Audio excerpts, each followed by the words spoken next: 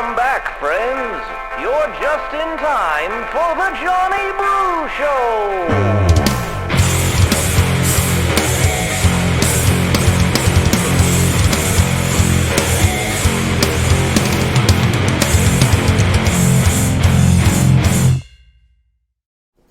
What's going on, everybody? My name is John Brookhagen, host of the Johnny Brew Show, and welcome to Season 3. I can't even believe it. We made it this far. It's almost a year to the day where I was just floating around the idea of starting a podcast, and it's grown thanks to you guys. I really super duper appreciate everything. We have so much lined up for Season 3, and it's 2022. I'm telling you, when the ball dropped or when I saw the fireworks, I'm already thinking about November 2022 and the big red wave. And with that in mind, we have been talking to candidates, we've been setting up interviews, and we are just jam-packed with all of your conservative possible candidates for the election in November. And we're going to find out who we want to represent us in the Republican Party, because the primaries will be in June. I need you guys to like, subscribe, share, Spotify, Apple Podcasts, YouTube, Rumble, I don't even know, Facebook, you name it. Just search us up, just tell a friend and subscribe. That's all we're asking of you. We're just here to spread the word. In the news, there was so much going on, and I had so much planned. I had the CCSD trustee report cards planned. I had a couple of other interviews planned, and then wouldn't you know it, Thursday night, we had the great Republican governor's debate. And it was quite the show, and we really got to learn a lot as we heard from each and every candidate. Well, sans one. We heard from almost all of the candidates. And we got to hear from the people you know, the people who are household names, and we got to introduce ourselves to some new people. All right? I came up with 3 categories. There's the known names. That would be Michele Fiore, Dean Heller, and maybe not so much, but making a name for himself thus far with the grassroots movement would be Joey Gilbert. The no-shows would be Sheriff Lombardo. Oh, and I think I'm missing someone. And the known names would be John Lee, mayor of North Las Vegas.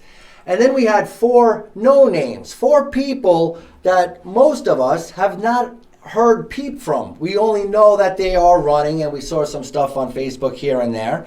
And that would be Guy Nora, who seemed collected and intelligent. We had 2 gentlemen prove that this is probably not what they should be doing. Mr. Tom Heck. Tom Heck seems like a super smart patriot, great resume, but part of the job of being governor is public speaking and interactions, and I don't think that's his bag necessarily. We had a Barack, I forget, Zilberberg or something like that, and he made a name for himself. If you didn't know who Barack was before Thursday, you know who Barack was. And they say any publicity is good publicity. We'll wait a week or so as the fallout continues, and you'll get some clips of Barack right here on the Johnny Brew Show. And then there was this one gentleman. His name was Dr. Fred Simon. I didn't know anything about Dr. Fred Simon. I know he was running for governor. He showed up there. And if you take away name recognition, if you take away popularity or electability or any of the other stuff, if you just simply look at debate performance, this guy, Dr. Fred Simon, really seemed to know his stuff. He was not belittled by the lights. He actually was sitting next to Barack, so he had additional distractions. He was sitting next to Barack, and then next to them was Michele. So he had all the yap is right next to his ear, yet he was cool, calm, collected, and he knew exactly what he wanted to say. He delivered it very nicely, and I think he turned a lot of heads. And a lot of people want to get to know him better, as I do. So I went out, I reached out, and he was more than happy to come on the Johnny Brew Show. So without further ado, the first gubernatorial candidate to grace the set of the Johnny Brew Show, Dr. Fred Simon. Welcome, Fred. How are you? Oh, great. Thanks for having me. That was some debate Thursday night. It was a very interesting debate. Dean Heller gave us some very interesting information that was all of us and the audience thought was a little entertaining. And then Barack, well, he wins the entertainment of the night. That's for sure. So it was a little bit of a distraction to begin with, but being there for an hour and a half doing a debate with the distraction, I got really used to it, and I'm just going, all right, whatever. And I've got Michele on the other side of him, and I go, this is going to be quite an interesting night, and it was. And that was a random draw of the cards that's got you that lucky seat. Interesting. I don't think you know this. I drew the low card, so I was the last one to sit down. I was thinking you were the ace. That's why you were first. No, I actually got the 4. Well, you did just fine, Frank. They say you can't pick your cards. You only pick how you play them. That's right. That's right. And if you play your cards, even if you got low cards, you can win, still right? Win, right? Yeah. Well, I mean, those of you guys who have been watching know I do a lot of research, and I love to get the biography and really get to know our people. Again, I only found out about Dr. Fred Simon and found out how interested I was in him regarding especially his history with medicine and schools and stuff like that, which really resonated with me. So you're going to have to help me with the biographical portion of this interview. Where were you born? Where did you grow up? Well, I basically grew up north of Boston, and I was born to two people of the greatest generation. My father was a World War II veteran. My mother was a volunteer at that period of time. She was a secretary. My dad, when he got back from the war, was a bus driver. And then he worked in a sales basement of a department store, then a tire company. And then eventually, after gaining some wealth, got into the automobile business. Really? And was your mom working? Were both your parents working, or was your mom a stay-at-home mom? Both my parents were working until they had my sister. So I have one sister who has a very interesting career in education, 35 years, 25 years as a principal. Restored schools that were in trouble, taken over by the state in California, and did remedial education for the children and the teachers, and got those schools high in the metrics. So she was looking for ways to not only improve student success, but train teachers to be better teachers, and not with the standard PDEs that the teachers are doing now, but actual training. Sure, and I think both her and I came from my mother and father's background, is that you contribute, you do the right thing, and you work hard. Terry is a very interesting woman because she was able to go into special ed, transition to regular education, become a principal of the year multiple times in the Desert Sands district, and then was the person that people went to salvage schools that were taken by the state.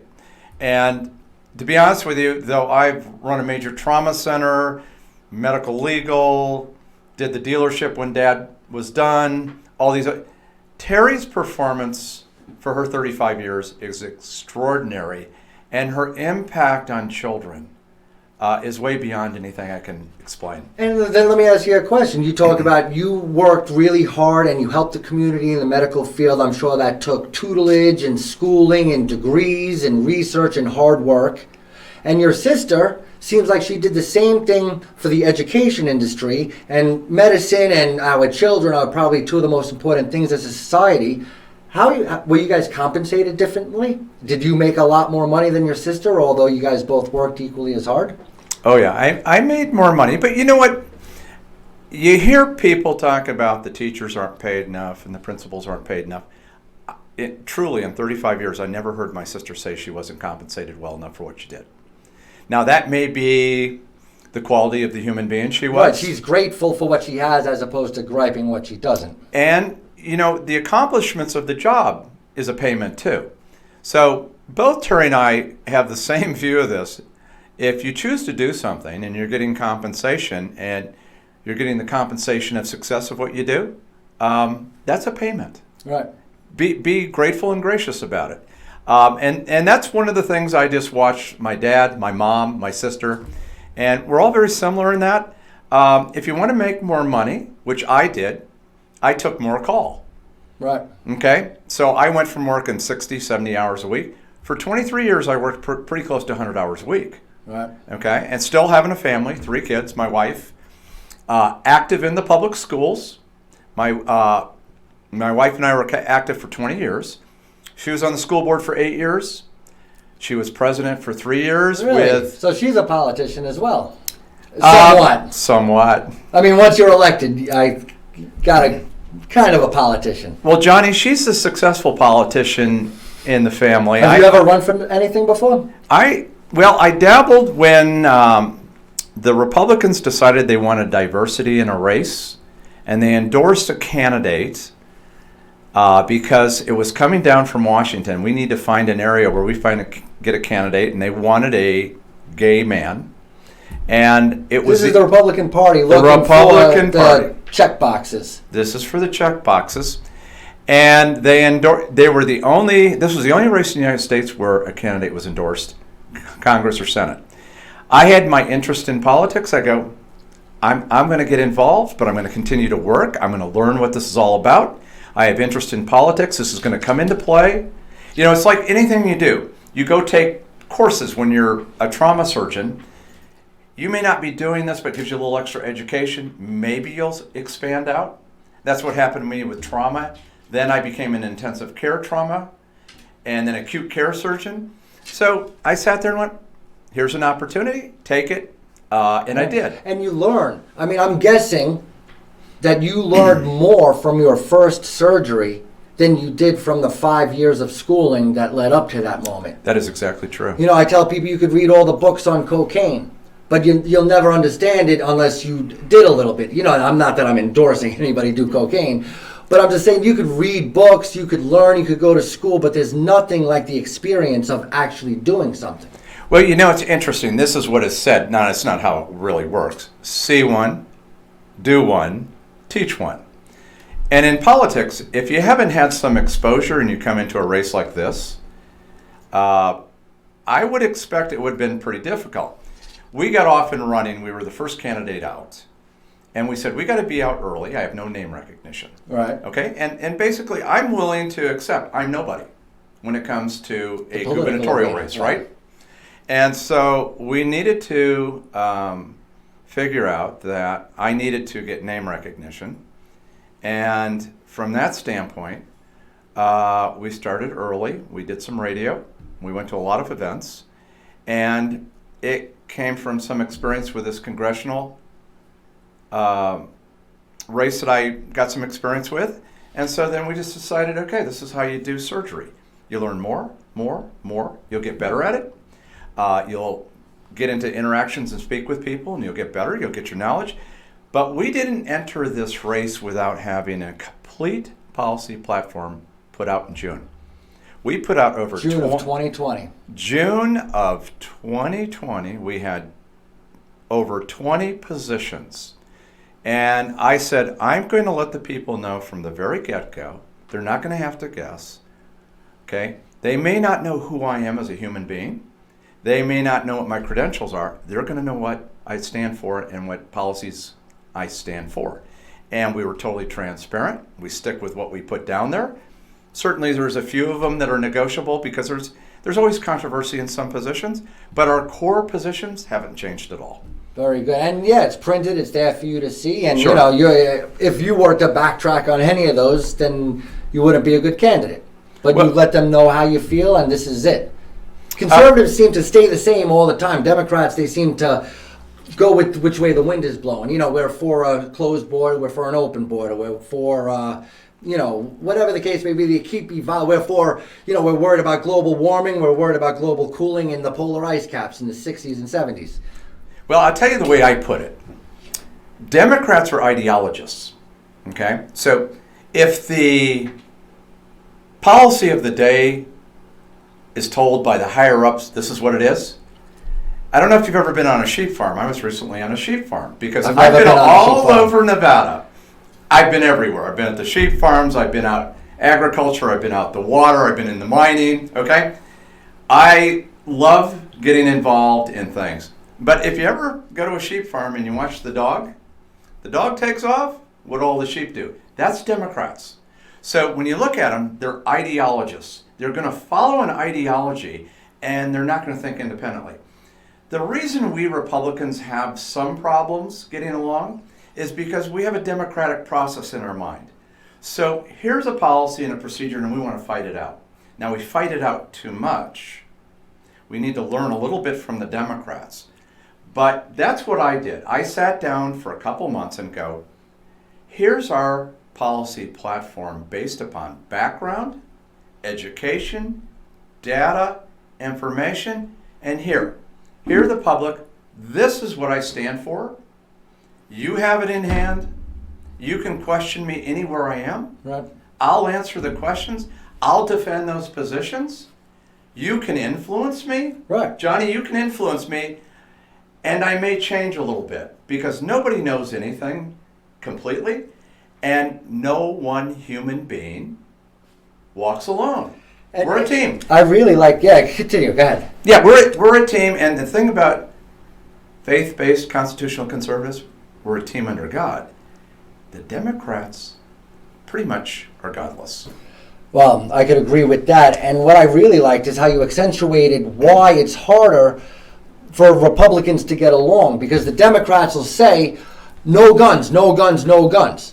Republicans, one guy will say, I should have a machine gun and a bazooka because I could fight a tyrannical government. Another guy should say, oh, no, as long as I have a license, I could carry. Another guy could say, oh, well, shotguns are okay, but, Right.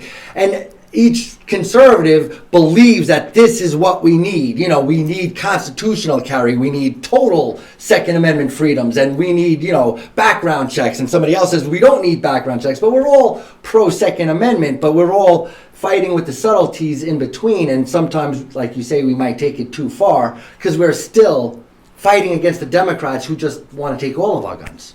And I totally agree with you. And I want to make clear that I'm not calling people who are Democrats godless. I'm calling the upper echelon of leadership right now. And the ideology that they're following. The ideology of what they're following is godless at this present time. But, thank you for clarifying. Yeah, but most Democrats that I meet are good people. They just have a difference of opinion than we do. And I'll tell you, when you get reasonable people, whether they're Republicans, independents, or Democrats, and you sit down and they're able to have conversation, you can go somewhere. We're so polarized right now, and I can understand why. There's been so much anger and all of these other things that have gone on. We need to get back to the fact that we are one country, but and we need independence, and we need right-sided Democrats to join so that we can win in November. So we have to have something that is attractive to them, a vision, but we never compromise our constitutional conservatism. 100. I mean, people tend to term Democrats or the other side as liberals, but I believe that liberals are all about free speech. The liberals were about, protecting the lower class by limiting immigration, or especially illegal immigration for low-income workers. And I just feel like it's progressives that we're fighting against, and it's the liberals that we really need to start bringing into the Republican Party because, remember the ACLU, remember free speech? Yeah. All these things were previously Democrat, but now I believe simply liberal values.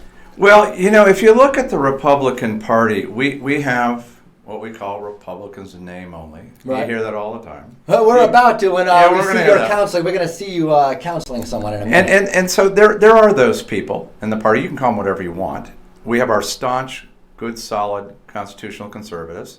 We have some liberals.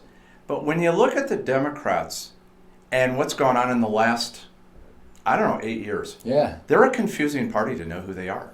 Definitely. And I don't even think they know who they are. They have no real identity. And so when you look at this and you transcend and look at the whole party from the conservative, the progressive, or the Democratic Party, they're confused. Right. it's a great time to beat them. You know, it's funny. I was talking to your campaign manager in the green room, and we were watching some Rodney Dangerfield. You know, which is old school, but Sure. And what was my point? I started thinking about Rodney Dangerfield. I forgot what my point was. You were watching the video. I will get back to it. I'll get back to my point because I was watching the gubernatorial debate, but I don't want to get too far away from your biography. Sure. You're in Boston. So I grew up, and at 10, 11 years old, my dad handed me a shovel and a lawnmower to go to work. I started a lawnmower business. I was a baseball player, a pretty good baseball player. He says, hey, you need money to buy a baseball glove. Right. Cleats. I'm done. I go, okay. Shoveled snow. Did a little bit of lawn stuff. Then all of a sudden it grew and grew and grew. So I'm playing baseball, and I'm working in the summer. And I have plenty of money. Buy my baseball cards. So it was pretty interesting. So I became an entrepreneur at about 11 years old. Got involved in hospitals. So I've had over 50 years of being an entrepreneur. And my dad helped me run the business. Right. He showed me how to market myself to other people. The business grew. How to manage my money. I'll give you a little interesting. By the time I was 17 years old, I had almost $2,000, and my dad helped me invest it. And I invested it, and in 2009, I had left that investment alone. $150,000 to put down on land for a house. From money that you put down. From 11 years old to 17. Wow. Okay? It's amazing. You know what? So when I talk to young kids, which I mentor in my restaurant, I'm going, you got to have some common sense in your life. You got to follow principles and policies. And it's all about, temperance. Yeah, and what's funny is I tell my students all the time, and you're a great example of this, is these children now who have no responsibilities, and parents want to take it easy on them and want to give them the best experience as a child. But when you're working 24 hours a week after school as an 11-year-old, I bet you were happy than most of these kids who are allowed to do whatever they want, and they're playing video games and chilling with their friends and not getting fresh air and not earning and not learning about the quality of work and the feeling of earning money. And I bet you were a lot happier than kids are today, even though you had so much responsibility at such a young age. Well, it's interesting. You're outside enjoying the snow, and then you're outside working as an entrepreneur, shoveling the snow. Right. And then I have enough money to go do what I want. I enjoyed landscaping. I enjoyed shoveling snow. The great thing about America and freedom, we're free because we live in America. But you're also free to make money. And money is not a bad thing. Money gives you even more freedom. And that all comes from a work ethic. And what we're not doing in schools today, and I've had a lot of experience with my wife, my sister, my own involvement. 60% of my employees in my restaurant are high school children. They're Really? children. They're still children. When they get to be 18, then they become adults. But they're impressionable teenagers who I mentor. We have meetings. I teach them about business. They don't learn anything about medicine. This is not medicine. This is business. And what I see is growth in self-esteem, the desire to do it, to do a better job, go from a busser to a server. I love it. And show up on time every day. They know that. Be dressed up properly. It's cool stuff, okay? That's what Republicans do. That's great. You don't give people free stuff. It doesn't develop self-esteem. Doesn't develop the personage you are. And I'm going to throw out this. This is what I tell my kids. There's two major things they get. Every one of them gets this. We meet upstairs in my restaurant as a group. The only thing a human being dies with, there's only one thing. Your character. Right. You don't take money. You don't take your puppy. You die alone with your character. And build your character. Your character will make you rich, not just in money, but in how you deal with other people and how you help other people. And the other important thing I tell them, the character of a culture. This is very important. The character of a culture is how we, those humans, treat their young and their elderly. And this country, we're aborting babies, we're withdrawing care from the elderly, we don't deal with elder abuse, and we are deteriorating in our country's character, and it's primarily because of the progressive Democrats. Are you getting all your campaign advice from the Johnny Brew Show? You must be a big fan because you sound just like me. You know what? Honestly, I met you for the first time. I didn't know I anything mean, about, but I I will follow you. Thank you very much. But I mean, I see things the same way, and I explained. I literally yesterday, I was talking to 60 different kids yesterday, and it's the same thing. I said it a different way. First of all, your life is about quality, not quantity. Mm-hmm. I would much rather die today living the life I have lived than just getting by till 80 playing video games. And what you do is the only thing that leaves your legacy. The only thing that's important to me when I pass away is not money or cars, is that the fact that you guys respected me and you're going to talk to other people about the best teacher you ever had, or about the teacher who showed you this, or the teacher who made you realize that, you know, hard work is a gift, not a curse, and stuff like that. And you know, you sound like, you know, an echo. Well, congratulations to you, and I don't know much about you, but I respect the fact that what you're doing. We as human beings have an obligation to reach out to other human beings. Let me tell you, most of my colleagues don't go into trauma. Trauma is a window of America, but I take care of gangsters, elder abuse, child abuse, spousal abuse, drunk drivers hitting innocent people. Some of the most horrible things. Oh, it's carnage, and families are, you know, torn apart because of it. I mean, imagine many of my years, I've got these young teenagers or elderly people, but it's the young teenagers where it really is heartbreaking.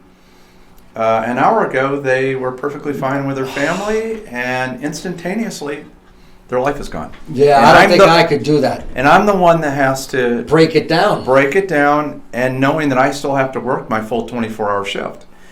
And you can't go home miserable. You got a family. I mean, you can't carry this. I mean, that's got to be a lot of weight, and it's necessary. I mean, somebody's got to do it. I love our community. I don't know if I would be equipped to do something like that. I mean, that must you must have incredible strength to.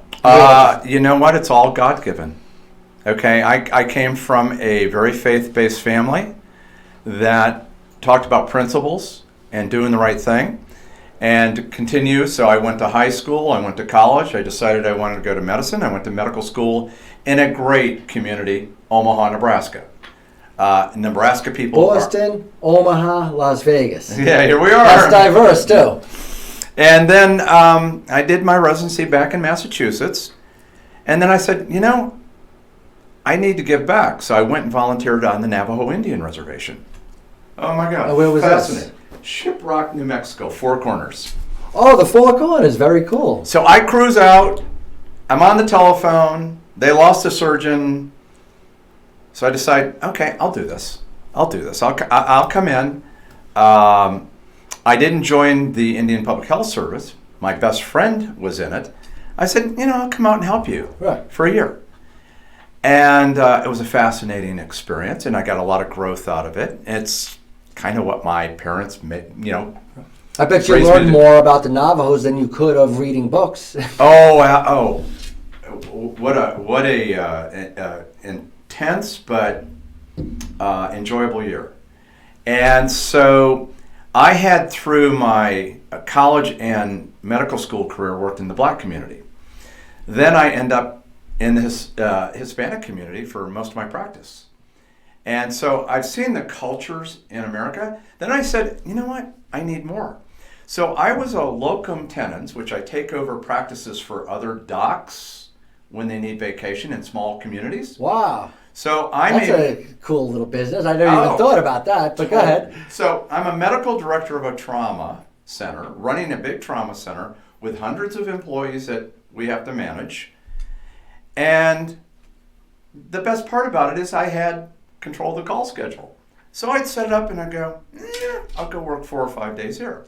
So I worked in 11 states, about 50 different hospitals, and about 32 different communities. I worked as an ER doc, though I'm a surgeon. I was the only doctor in a community in Idaho, one county, one doctor. Everybody else was gone. I had the patients in the hospital. I was an ear guy, and I was a surgeon. Right. I'm sitting there going, how did this happen? Right, you're doing pap smears and brain surgery Yeah, in one day. I could. No. Yeah, right. So, I went out and did all of this, and then I got into the legal arena of medicine, looking at medical legal, and then I started getting into business. Dad got sick, took over the car dealership. Then I started getting into business again, and I'm going, click, I already got this. Right. I got this from 10 years old to 17. Right, business is innate. Boom, it's For you. innate.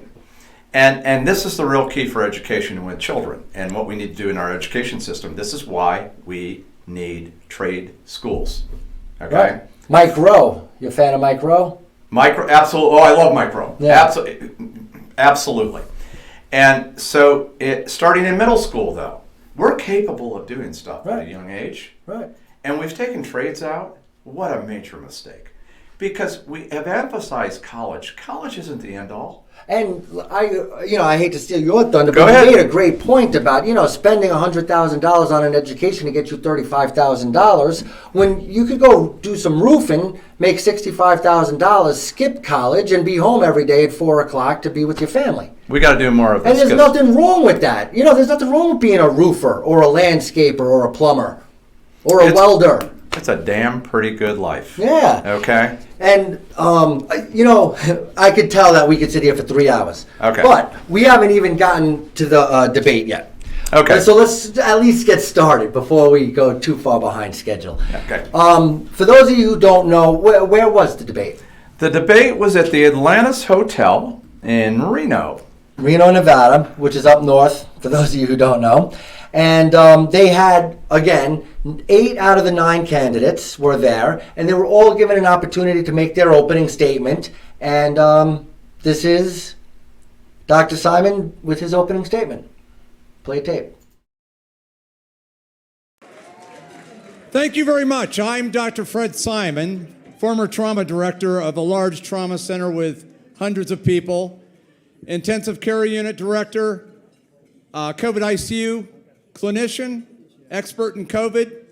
I can tell you I have the knowledge and expertise. I will end mask and vaccine mandates immediately. I have spent the majority of my adult life working with the public school system. I can simply tell you I have testified at 14 school boards. I am against mask and vaccine mandates in any child.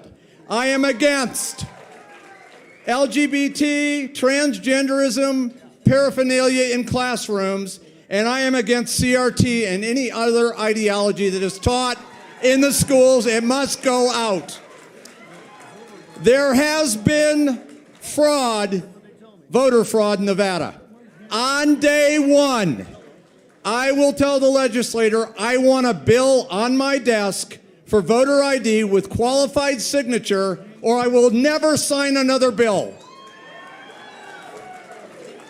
I am the constitutional conservative that is a relentless, determined individual to save Nevada from tyranny. Thank you.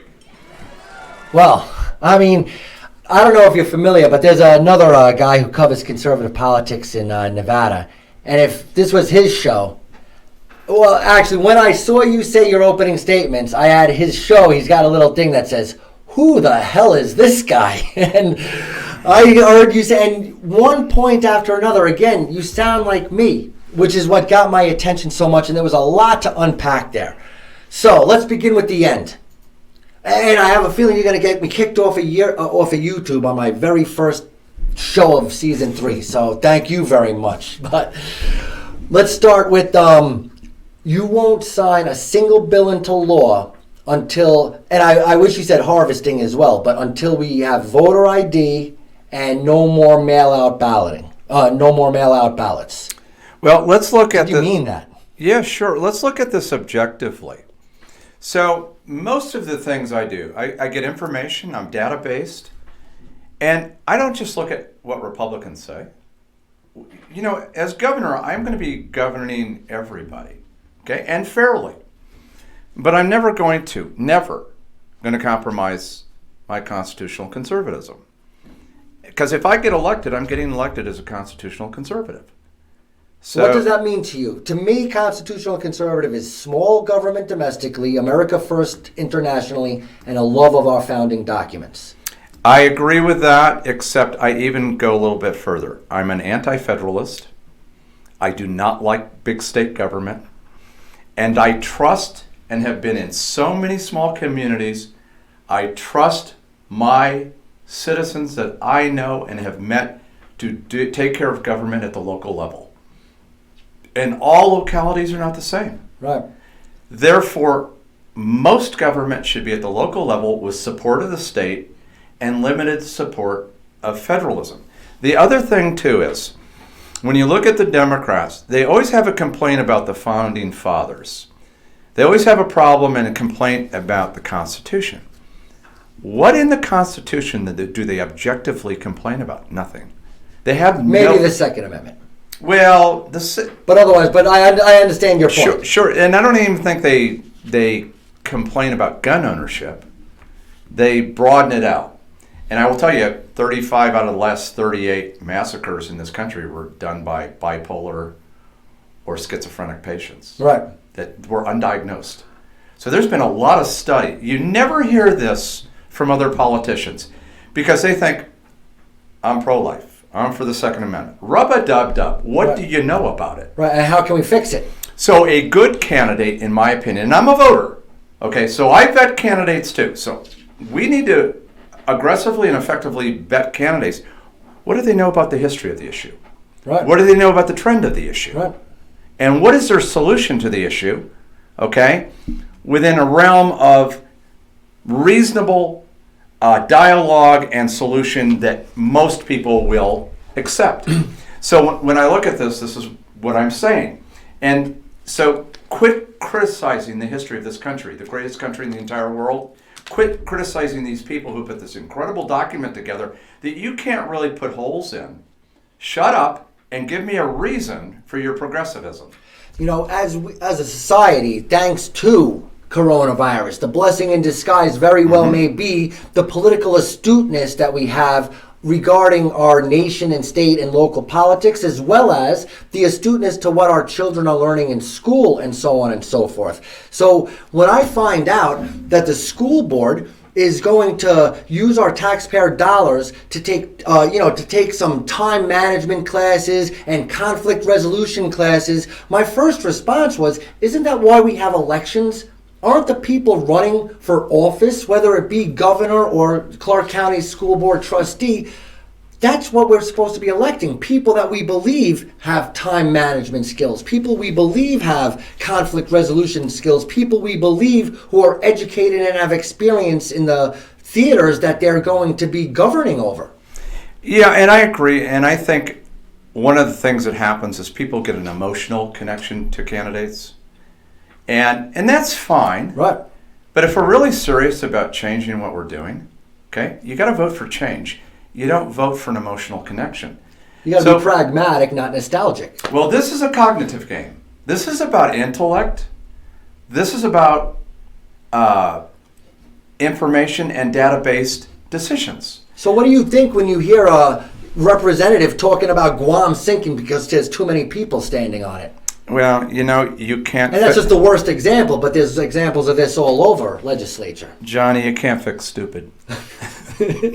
That's all I can say. But we can elect intelligent. Correct. So if you're going to elect those type of people, we're going to continue. The comment about insanity is you keep doing the same thing over and over. If you're going to keep voting for these same people, and that's why I say, great, have an emotional connection to people. But do they have a cognitive background? Do they know the history? Are they really giving you discussion on the issues? Or are they giving you a talking point? Right, or do they have concrete solutions? And I think you saw it in the debate a little bit. Yeah, and we're going to keep going on. Okay. What I wanted to ask you about before we move on is, you have you talk about 35 years experience in medicine and 35 years experience in schools and 35 years experience working with gang members. You're not 110 years old. Tell us as quickly as possible, because we're going to go on. I could tell already. I could see our producer already knows it too. We're going to go for 5 hours today. as quickly as you can, how did you attain so much worldly experience in all of these different fields? Well, if you ask a lot of my friends and my family, and I was able to balance all this, I worked, honestly, was engaged 100, 110 hours a week for almost 25 years. I was still a trauma surgeon, general surgeon, having a semi-professional soccer team, doing a radio show, med legal, all at the same time. But it wasn't a headache just thinking. But it wasn't work. Right. Okay. So taking care of patients is a joy. Working primarily with my Hispanic kids that were trying to get to the pro level, and working with them and mentoring them, and working with another gentleman who was really good at soccer. We're trying to improve their lives. Med legal, trying to protect patients and families from and doctors from malpractice issues. And then, I love sports. I'm still skiing at 69 years old. I skied 40 days last week. I ski in the trees. I'm an athlete. And I played college baseball, golf.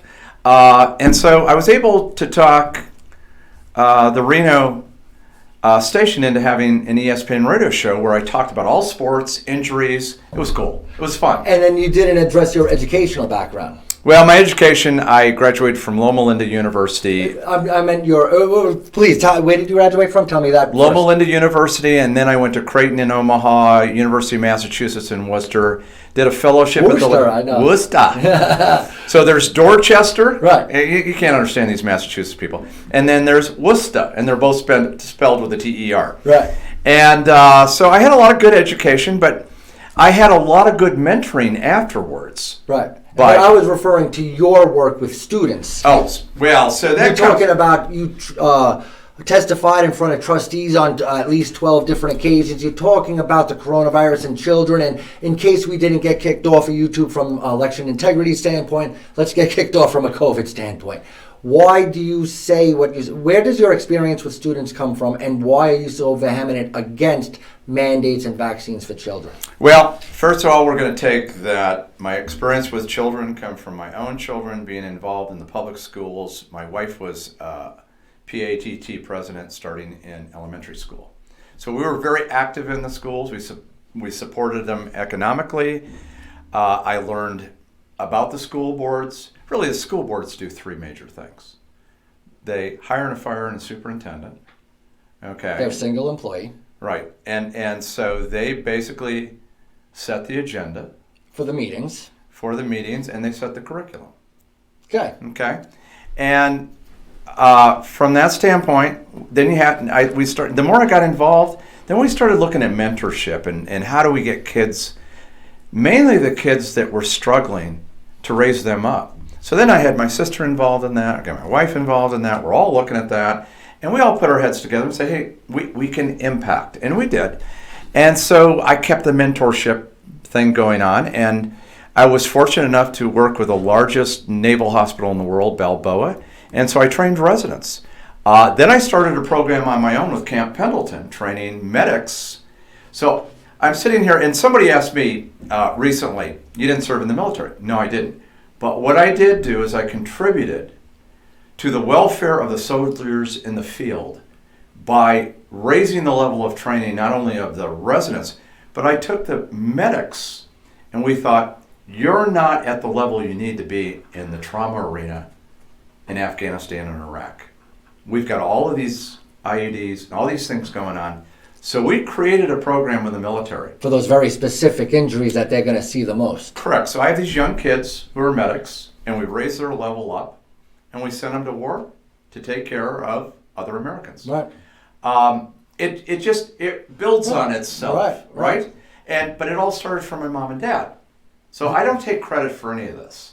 I was given a foundation. I had good schooling. I've got a good mentor in my sister and a good mentor in my colleagues, and boom, you keep creating. Now I have an opportunity to do a lot for a state. Right. I've got a multidisciplinary experience in life, and I'm uniquely qualified to be an executive of a state with multiple issues. Well, you are uniquely qualified. Tell me about the mandates for children. Well, first of all, there's no evidence. I testified at 14 school boards meetings. Every time I went there, where's your data? I presented 10 papers that showed that masks don't work and that masks are deleterious. They could actually do more harm than good. Read it, folks. And I'd look at them and go, don't look at me like that. You haven't read anything. I'm a little listen, intimidate or be intimidated. Right. Okay? If you're not good enough to sit in that seat, I'll go after you. Right. Okay? I won't be malignant at you as a human being. Right, you're not going to be malicious. But what you do is affects the under community. attack, as far as I'm concerned. If you're not doing your right. So I look at these people and I go, where's the data? Right. Here's mine. Got nothing. All right. I went back. Where's your data? Got nothing. Then I went after the superintendent up in Washoe County. I go, you're 49/50th in the United States in healthcare. Now think about this as the Olympics. Okay? They're the ski team, right? But we're 28th in the world in education. You're not going to win any medal. You might as well not even show up. Right, because, well, I talk about this quite often that, Las Vegas is, if you count the two big cities, Las Vegas is number 2 to Reno in education. Mm-hmm. So we're last in the state, and then we're last in the country, and now we're like 28th or 32nd in the world. Like you said, so if you're the 48th best bobsledder for the Jamaican bobsled team, you don't have a future. Well, here's the point: they're not even showing up, and that's what I looked at. And I looked at her and I go, "You don't even look at me. You don't even give the courtesy to look at me." They actually walked off the stage, violated my rights. Right. To take a phone call or something, or go to the bathroom. They just didn't pretend. they didn't like what I was saying. And so the fact with this, Johnny, is we got to go out and tell them what we demand of them. It's not what they demand of us. The parents have to have control of the schools, and the money needs to follow the kids. We need school choice, and we need competition. Well, tell me if I'm crazy, because this is what I say, and I always predicate my thoughts by saying, I'm not a doctor. I'm just telling you what logic is telling me. And you tell me if I'm close, because maybe you could refine my argument to make me correct and have the advice of a doctor. I tell people, number one, every time, if you're breathing, it's an airborne virus. So if you can get air, you can get the virus. Now, if your glasses are steaming up or you feel wind in your ears when you're breathing, that's the coronavirus. If it's existent in that particular air, you're going to get it in. And if anything, it's going to trap some of the stuff around you to make it make yourself more susceptible, because you're actually trapping it to your face or to your hair or to your glasses, as opposed to letting air and wind and whatever nature has given us in order to dispel this and, make it more diluted into the fact that you won't actually get an infection from it. Am I crazy? No, you're not. And I can give you data to support you. So great. I didn't have data, but now I do. So the virus is one. Let's just put that as, and the mask allows leakage of 3. I'm a mathematician, so to hell with the viewers. Talk to me. So we have let's call an atom 1. So we have a hole in the mask, and the virus is much smaller than the hole. Right, but the virus gets through. The smallest thing I know of is an atom. Sure. Or I know we know about neutrons, but just atom is the smallest building block of matter. Sure. All right. How big is the virus compared to an atom? Or compared to a molecule or something like that? Well, 100 times bigger? Johnny, I taught residents for years, and I told them one thing. Okay? If you don't know something, there's 3 great words. Make sure you use them, because nobody's going to respect you if you get caught. So the answer to your question is those 3 words. I don't know. All right. Okay? But you do next time I come back here, I'll know the answer. Good. Well, because I'm trying to mathematically picture. Wait, let me just put it this way. If you've got something the hole is 3 times as big. 3 times as big as the virus. Right. So it gets through. Then the other study that was 18% of the air goes around the mask. I'll give you a real life thing. I have traveled in the United States for the last 2 years more than 50 flights, even during 2020.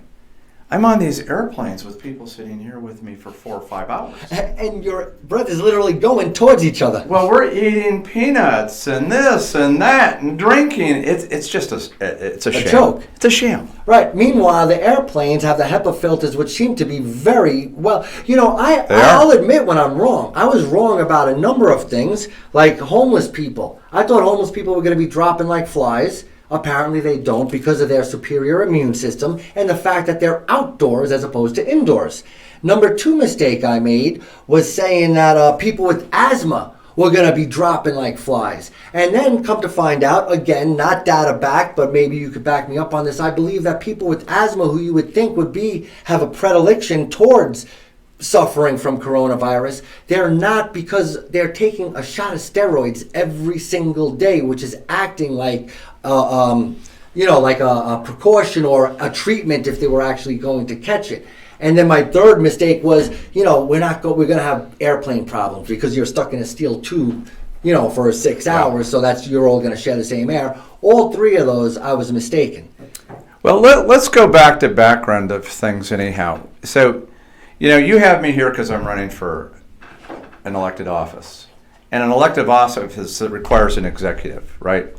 If you're going to get somebody who's histrionic all the time and going to react to this, and they're going to be influenced by money, and they're going to be influenced by hysteria, I'm not your guy, okay? There's logical answers to all this. When you're talking about the children, they've got innate immunity even if they're colonized. So if you get a positive test, you're not infected, you're colonized. Okay. Okay? I can guarantee you that if we take 10 people, 3 or 4 of us are going to be colonized with staph. Right. And just for our viewers, I'm assuming colonized means the virus is on your person. Correct. But you're not infected with a virus. You don't have any clinical symptoms. Gotcha. Okay? You got staph in your nose. You don't have any clinical symptoms. So what do I believe in? Okay? There it is. Natural immunity. Now, I belong to the American Association of Physicians and Surgeons. We're all independent. So when we get in these discussions, I can mushroom this because there's so much information. But let's go back to the kids. Kids don't get sick. In fact, let's just take 2 different viruses, the COVID virus and the respiratory syncytial virus. Which one is more deleterious to kids? The respiratory syncytial virus. Where's the vaccine? It doesn't exist. All right. The flu is worse for kids than COVID. Am I mistaken? More kids have died from the respiratory syncytial virus. Oh, is that the COVID. flu? Well, it's a virus up in the so an upper respiratory virus. Upper respiratory virus. It's it's a difficult virus. But Fauci says we don't need a vaccine. All right, we're gonna play the top 3 priorities of your platform. Great. If you were to win the gubernatorial seat. Thank you very much. I'm a constitutional conservative. You got to remember, there is nothing in the Constitution where the government's involved in health care or education, period. Now, if you don't have good health care, you don't have a life. We are in the lower bottom part of health care because of Obamacare. There is an evil partnership between government and hospitals now. You can't trust your hospitals. You can't trust your doctors. Okay? And if we don't fix that, we don't have doctors in Urington, Fernley, Tonopah. We're short in Mesquite, Elko, all because of Obamacare. We are 49th out of 50 in education. We need school choice and competition. We need all the smut and the ideology taken out of the schools because what has happened, the Marxists have come into healthcare and education. And lastly, we need voter integrity. Ding. And if we get voter integrity, we become red again. Thank you. I mean, all right, so number 1, we need to fix medicine. I have a friend. They go to the doctor for a 10-minute massage twice a week. We just found out that the insurance company is paying the doctor $500, $1,000 a week for 20 minutes worth of massages. That is rare. There was a United Healthcare lawsuit recently that shows that the insurance company was making the same amount as the doctors. I'm actually involved with a group. We have been going after Blue Shield for years. There is fraudulent process and the billing. Here's the long and the short of healthcare right now. Obamacare was promising people that they get quality care. They don't. Obamacare was promising people they get to keep their doctors. They don't. Obamacare was promising us that you would be able to get through and care quickly. Not even close. And now what's happened is... Let's not forget about the money. It Oh, costs the twice money. as much. He said it would save you money. Sure. And the money isn't going to doctors. The money's going to hospitals. The money's going to insurance companies. And the money And lawyers. isn't even going to care. So when you look at this and you look at the patients, you can ask anybody anymore. It used to be a few, then many, now almost everybody. They can't see a doctor. They can't find a clinician to take care of them. They can't get a specialist for months. They have all kinds of problems in relationship to the billing that occurs. There's all these other It's always things. confusing. It's totally confusing. People get bills and they don't understand, and it's from 2 years ago, and then next thing you know, they're putting it to collections, and you're like, I don't even know if I went to the doctor in 2019 for that. Now you got the corruption and the politics where 65 years and older can't get certain ICU care. They're rationing, not because there aren't services available. There must be an agenda. Yeah, and then you go from, they're talking about people of color getting the life-saving care in New York before, which I hear non-white. So either you're not white and you'll get immediate care, or if you're white, as long as there's no non-whites who need care, they'll let you in.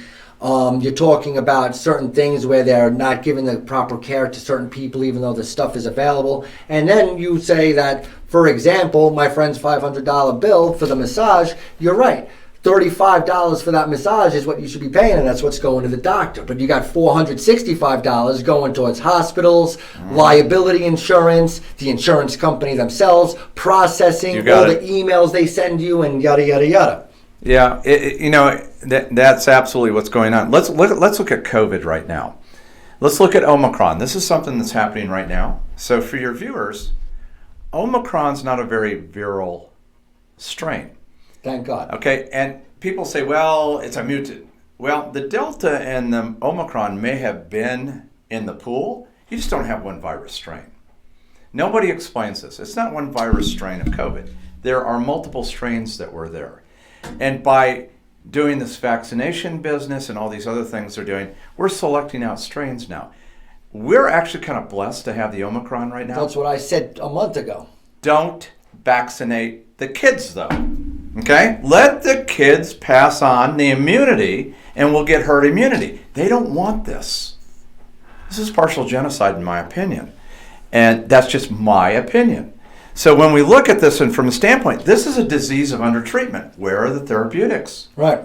Ivermectin, hydroxychloroquine. We have 12 of them. In case we weren't kicked off of YouTube yet. Thanks, Dr. Fred.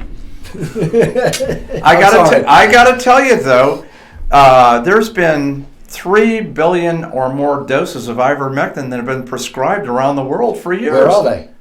And they don't allow us to prescribe them in hospitals. Okay, what's the agenda here? Who's taken my ability to practice medicine away from me? 10 years ago, I could do whatever I want. And doesn't Regeneron have much more documented side effects and stuff like that than ivermectin? Like, why would a doctor not be allowed to prescribe what he believes in? That's like a math teacher being forced to teach Common Core. Oh, wait, we do that too. Let's talk about Regeneron real easy. Quick. $2,800 or so. Versus? Okay. Pennies. Okay. Oh, I think we just found out one. So don't forget about biopharma, okay? These big pharma companies, they've been directing healthcare for years. Every time that their patents run out, bingo, you have advertisement. Now you tell me why they're advertising drugs during NFL football games. I don't even know what the hell they are. CNN, okay? Everything is Pfizer this and... Okay, yeah, and I have to go, oh, this is a new drug, I have to go look it up. But when you listen to the end of it, there are 20 reasons you don't want to take it, plus death. Plus death. Okay, and the efficacy of this drug is maybe 1% to 2% better than what we were taking. You know why? Because now the drug who's gone generic costs you $10 and you got to pay $200 for this one. Right. It's all a scam. What are the side effects from zinc and vitamin C? Nothing. Oh, okay. So there we go. We got medicine, we got education, and we need election integrity. I'm all aboard on that. All right. You were asked about crime, and this is how you responded. Play tape. When we look at crime, we have a connection. With education, if we don't educate our youth, they lead to crime. We have gang members. We have a conduit from Mexico that goes directly to Las Vegas and the gangs. They are the franchises of drugs. Use the RICO laws and take them out. I have spent 30 years dealing with gang members when they're injured and listening to them. We have to fix education, we have to fund the police, and we have to elect people who understand that law and order means law and order. And we have to put this all together. It is not one single particular thing. And the fourth ingredient in this, we have to control the border. We have to get the illegal aliens out of Nevada. You know, it really bothers me. Whether you're talking about our troops in Afghanistan, you're talking about the cops, whether you're talking about in Texas or New York or even Seattle, or you're talking about firefighters or doctors or anybody, it feels like we have these great Americans, police officers and soldiers, and they're all equipped. They don't lose firefights. They arrest criminals. They know what they're doing, but they're handcuffed by politicians and bureaucratic leaders like Milley or, you know, the DAs that aren't prosecuting the crimes that police are arresting people for. I mean, I'm guessing that's what you're trying to say is the problem. It's not the front lines, it's the bureaucratic heads. Well, let me start locally. I'm not a mean guy. I don't know who Joe Lombardo is. I do know what his record is. He defunded the gang unit, and then it was reinstituted. Well, when you see what happens, but kind of. Crime is at an all-time high. Gangs are out of control. The homeless, connected, causes some crime. We've seen this recently in the last few weeks. And this guy wants to manage our state. Then he doesn't show up for a debate. But that's something different. If you look at his record, and then you go to this question you're asking. So my cousin was a Chicago policeman. I have a number of attorneys I work with in Chicago. I've been down to South Chicago 6 times. Here are the facts of this. This is an area of anarchy. The police officers don't want to go down there at night. They're in fear. There's 300 murders down there. 95%+ is black on black. Okay, let's not listen to all of this I know.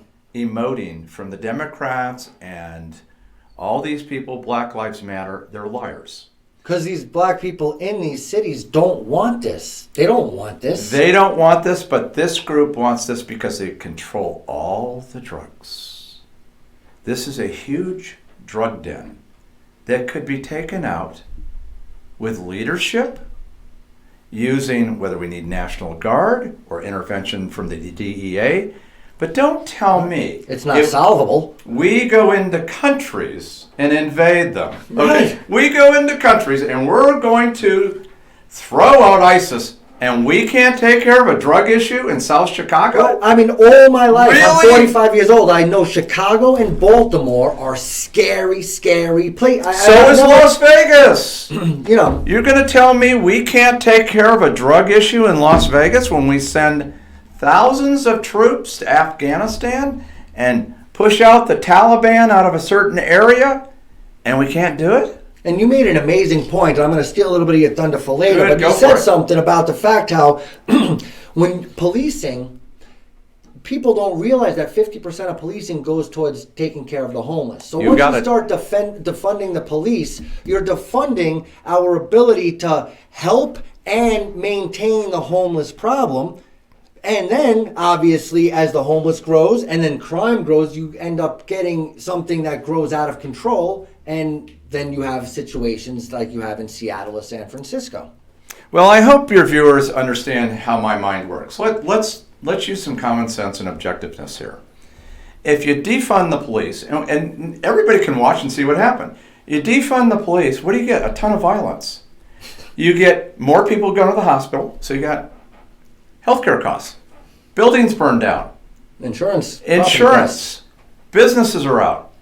This was way more expensive than funding the police. And you don't even realize the dominoes, you know. Sure. And so then let's look at home here in Las Vegas. Okay?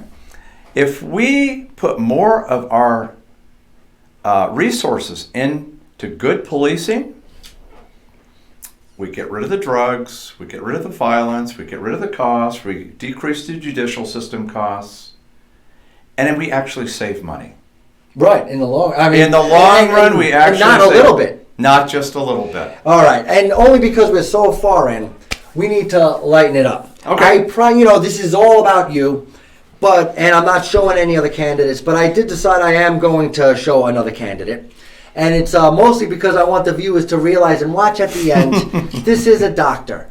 This doctor has counseled people from the inner cities all the way up to practicing gubernatorial candidates in the middle of a debate. So let's find out what one of our friends thinks about others in the Republican Party. And then let's see how the good doctor counsels the young man. Play tape. Why is that? I believe our current governor is infiltrated as far as RINOS over here. There are RINOS here, okay? And I'll call them out. And Lombardo is another RINO. Where is Lombardo? Where are you, Lombardo? Michelle, Heller, and as far as you, Lee, you guys are RINOs. That's what you guys are. You're not true Republicans. You should be out the door. All of you should be out the door. You know, we need true Republicans here. Elephants, not donkeys. No more donkeys. No, keep playing. We got to see the good doctor. You can keep us on screen. Wow. Michelle, before you go, reminder, if you want to rebut. I want to rebut. Raise your hand, so go. Thank you. So let me explain math, okay? Nevada is simple in a second, math. You'll see, I live in Nevada. I live in Las Vegas. Council. And guess what? We have over 3 million Nevadans. Over 2 million live in Las Vegas. So when people say Las Vegas has the most crime, it's because of a math problem. We have the most people. So I'm sorry he's so emotional, this one, but I don't know he would know what a rhino looks like. Anyway, thank you. All right. So what I want to know, I'm guessing Barack is shaking right there. I mean, God bless his passion. And there are a lot of people who do believe we have some Republicans in name only. And, you know, his point is not lost, but the theatrics may have missed the boat a little bit. I want to know, as a physician, what kind of counsel are you giving him? Well, he was getting angrier and angrier, and if you notice, he started lunging a little bit. Right. So now I'm concerned about some physicality coming, and what people didn't see is one of the other candidates, I'm not going to tell you who, stood up, and I'm sitting, this is getting a little out of line, and this was just my thought. These people had worked very, very hard to put this debate on. Right. Okay. So, number one, somebody had to take the responsibility and try and make this debate last without... If not embarrass the entire party. Right, but if this gentleman's removed, that makes it look bad. Too, right. And if he doesn't settle down, that makes the debate look bad. And we already have a situation that doesn't look really good. And I was just trying to tell him, look, Barack, you're getting your points across. You have very good points. Some people will respect it. You got to settle down. You can't be angry. You're going to be discharged from here. Don't do it. Don't do it. Almost like what I said to you. He's making a good point, but we're losing it because of the theatrics and the over-exuberance. And the interesting thing is, Barack and I had been to a couple other events where we just met each other, and I talk to people, you know, I get to know them. Listen, we're on a competition up there, okay? Right. Game on, baby. Right. Okay? But when we're not, and we're off the camera, we're human beings. And so I had a rapport with him already. Right. And so I utilized the Which you were able rapport. to use, right. Plus, I utilized some of the things that I know how to do to kind of calm down somebody. And we got him through the debate. Yeah. He did it a little bit more, and it was a little bit of an embarrassment for the people who put the debate on. But I said, you know what? It ended up fine. Okay, we had somebody who is a little more histrionic than others. And he did what he wanted to do. And he did what he wanted to do. Without any damage. Correct. And I think he took himself out of the running with that. I think so too. But that's what he wanted to do, and he didn't damage Sure. the party. He didn't damage the debate, thanks to Dr. Fred Simon. Well, thank you. But, it falls under personal rights, liberty, and freedom, which he had. He was just pushing it too far. And there are, just like we're talking about law enforcement, there reaches a point, Right. okay, you're going to lose that personal right to sit up in that debate. I didn't want him to lose that. I don't think he's going to get invited next time. He probably won't. But I didn't want him to lose that opportunity. And if I could settle him down and he could do it correctly, great. And so it worked out fine. I think he lost some credit when he called Michele Fiore a rhino. Because while, you may or may not like Michele Fiore, I don't think that she's some sort of fake Republican who's working for the school board on the back, under the table. What do you think about the whole rhino comment and rhinos in general, this new... I think that term comes, it means Republican name only. I think what you have to do is look at the Republican Party, just like the Democratic Party has a continuum of From progressives to liberals to moderates. Correct. So just let people present their platform, Right. and then let the voter vet them based upon the history that they present, the information they present. Right. So, you don't need to call people names. Exactly. I think there's a difference, because I think Rhino originally was like a Democrat infiltrator pretending to be a Republican. Whereas now, if you're not 100% against abortion, or you're 100% for, the Second Amendment, if you have any kind of a gray area, then they start throwing, now Rhino is the new catchphrase. Yeah, I agree with you. Let's get an opportunity to hear you speak more specifically about schools. Play tape. I agree with a lot of that, but when we look at the schools, we have to have the money following the children. We have to have the parents have the input, not a union, not teachers who have gone through ideologic college. If you look at this has gone on for decades. Ideologic liberal college has given us ideologic liberal teachers. We must be in control. And to be in control, you have to have choice. And to have choice, you have to have competition. Then you take the schools that are failing and you take them over and you do remedial training of the students and the teachers who are failing, both.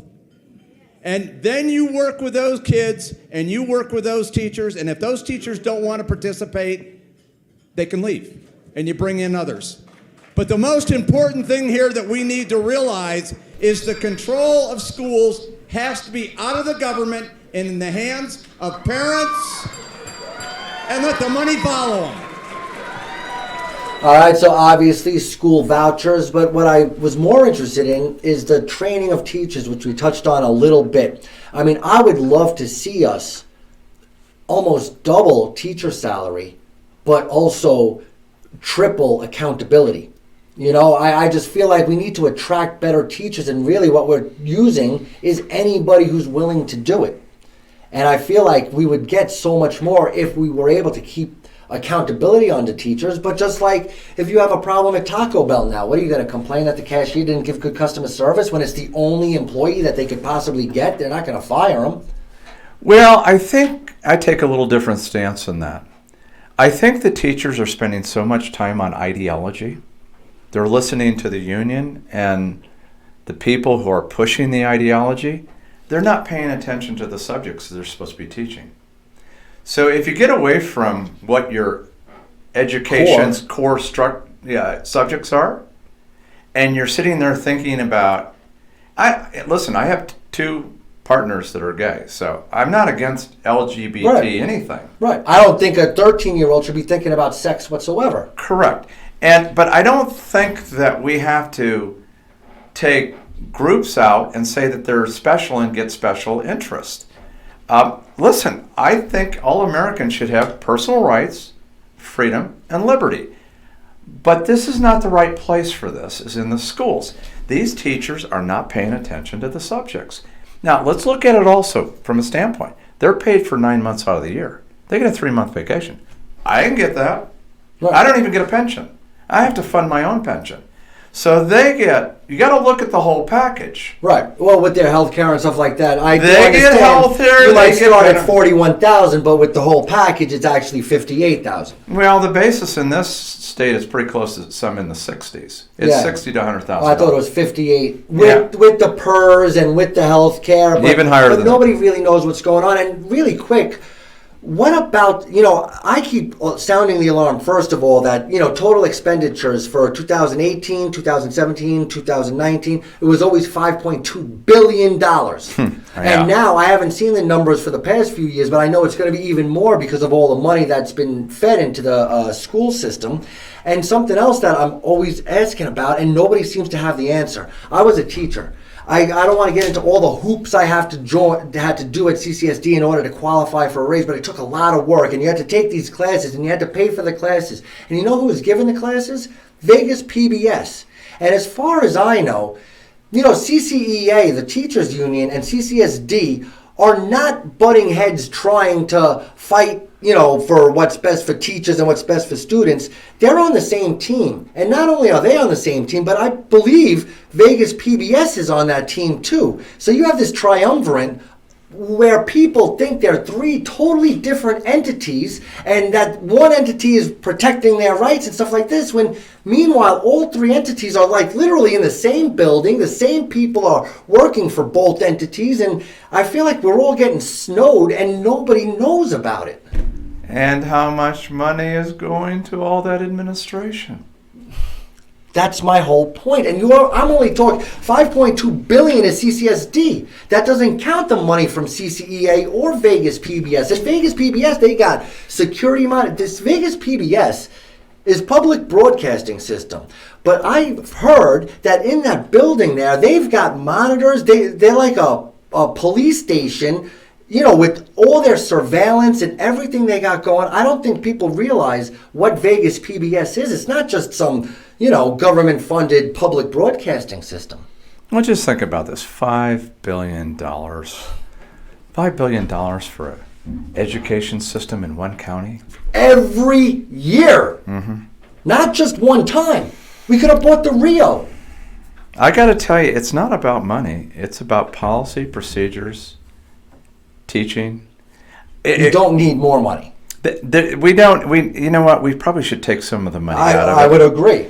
I was in Moab Valley. I had these two people walk up to me when I was, I've got the big bus with a big sign on it, and you can't miss it. I missed it. I didn't see it yet, but we'll go take some pictures. Go ahead. It's 40 foot long, and they walk up to me, and we're, Is there a big picture of you on the side? No, I didn't do that. I'm too ugly for that. Anyway, so they walk up, and we're having this conversation, and she says, "Well, what are you?" And I go, "You want to know? I'm a conservative Republican." And I gave her my little spiel on education. She says, "Well, I'm a Democrat. I'm a teacher. I'm thinking about you because I just looked you up because I saw the bus." She says, "What do you think about the union?" I said, "The union has its place. Let me ask you, what do you think about the union?" Better question. Right? I said, "Let me ask you this. How much money do you put in your classroom? You." Personally. $6,000, she said. She's I probably go, a teacher. "Oh, do you know how much?" You were expecting 600. Yeah, I said, "Do you know how much money your union's taking out of all the teachers? Let me ask you this." Now, this is coming from her. So if anybody from the union's looking here, don't think that I'm claiming this, but I've heard it many, many times. Does a union intimidate teachers when they have differences of opinions of what the union wants to do? She goes, "Absolutely." I said, "Okay, absolutely, but how long has this been going on?" She goes, "It's been going on for years." I said, "You just asked me, please, I would vote for you if you don't do anything with the union. Don't you think I need to do something with the union where you don't have to pay $6,000 of your own money because you're so dedicated to your classroom, and that teachers should not be intimidated? That's job harassment. If I do that in the hospital, I'm in trouble. Why does a union get away with job harassment? And I've heard that for years. And that's the tip of the iceberg. That's the tip From of the the iceberg. CUs that I was describing and the professional development to THT, for Christ's sake. If you want to conflate health and education at the same time, THT, there you go. Hey, Johnny, let me send a shot over the bow here, baby, for these people. These Democrats gave the governor the purse to education, took it away from the counties. I'm going to take that purse, thank you very much, and I'm going to distribute it fairly for education, for the teachers, not for the union, not for superintendents making $300,000 for $49.50 administrators and test writers and curriculum writers. Well, why do we have 7 vice principals in some of the counties? 7 vice principals. What do they do? Then what does the principal do? Then what's the superintendent for? This is all administrative top heavy. We can save hundreds of thousands of dollars. Let's move on to the homeless. Play The tape. homeless.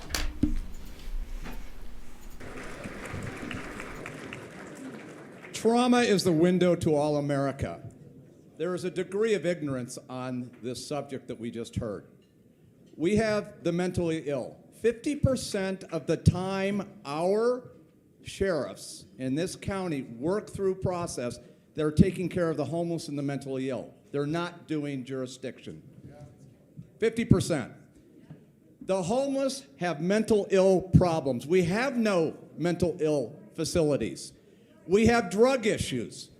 So we have to take care of the gangs, and we've got to stop the drugs coming in. We have a lot of vets with PTSD.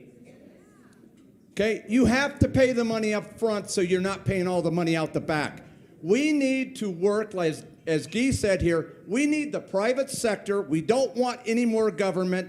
We need facilities that take care of the mentally ill, do drug rehab, and job rehab as well. But we need the legal people to give us more than a 48-hour hold, or you're not going to get anybody better. All right, well, first of all, it seems to be reiterating a lot of the points you've been making as we've been going along, and it pretty much speaks for itself. You wanted to add something to that? Well, let me just put this. You have schizophrenics, bipolar people who have real mental illness, that it's genetic, and it's no fault of theirs. They need help. They need help. Here's the problem. You can take those people and you can put them on a 48 to 72-hour hold. You can't get them stabilized on their medication. It's impossible. Right. Let's get out of this ideology and this emoting, and this is one of the human political footballs that they don't want, the politicians don't want to solve, because it's a good issue to raise money on. Right. Okay. Like racism. And so they're sitting here. It's also like the immigration issue, the dreamers, right? All the mamacitas and papacitas that have been out there for 30 to 40 years. Right. This is another one of those that fit in here, that the politicians are disingenuous, they're false prophets, they utilize to raise money for campaigns and stay in office. You cannot stabilize a mentally ill patient in 48 to 72 hours. Right. It takes at least a week to 10 days for that medicine to chemically have its effect. So I think it's actually patient abuse to put them back out on the street. Think about this. You're taking this person who needs help and you're saying, get out, because the legal profession hasn't stepped up and done their right due diligence. And then we pay it on the back end. And we're paying millions of dollars on the back end. There's another solution to the homeless problem. Play tape. I would like to get no panhandlers out there. Panhandlers should pay their fair share of taxes as well.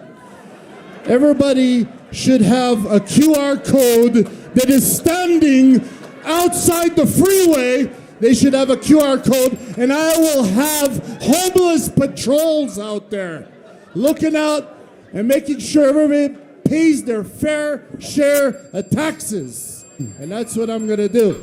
Time. Yes. You like that? I see the big smile. I saw the handshake. Are you going to be folding his homeless policy into your own platform? I was thanking him. He made me look like a superstar. I mean, what? Where did that come from? You know, I've been out there. I've been involved with the homeless for decades.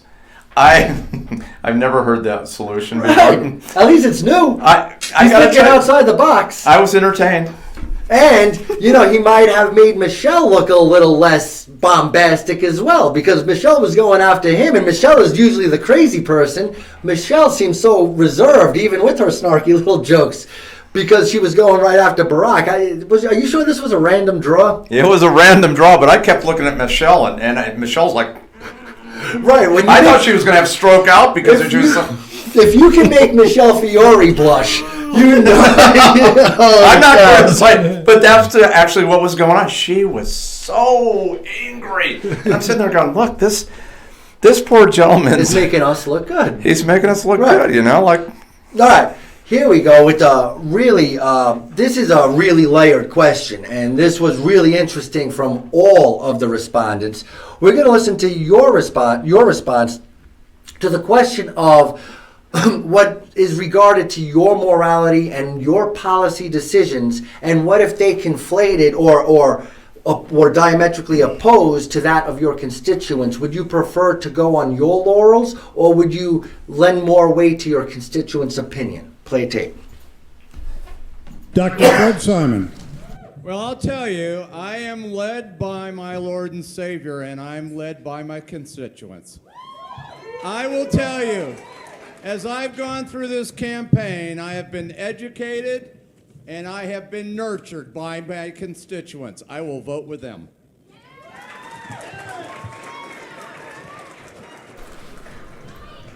All right, so what did you say then? So really fundamentally is, I've been around the state and I know my constitutional conservative constituents.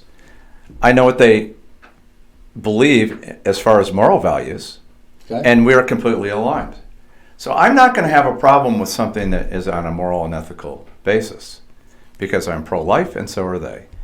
Second Amendment, there's no issues. In fact, I go a little bit further. I think we need to create companies and or cooperatives where we make ammo. But you're trying to say that this isn't going to be a problem, but what if it is? I mean, what if California moves to Nevada and we have 50% plus one that believe in abortion until 2 weeks post birth? Well, I'll tell you honestly, I will tell them, since the constituency has changed to that extent, and it won't, but if it does, I'll resign. There is no way that I'm going to sit there, especially with abortion.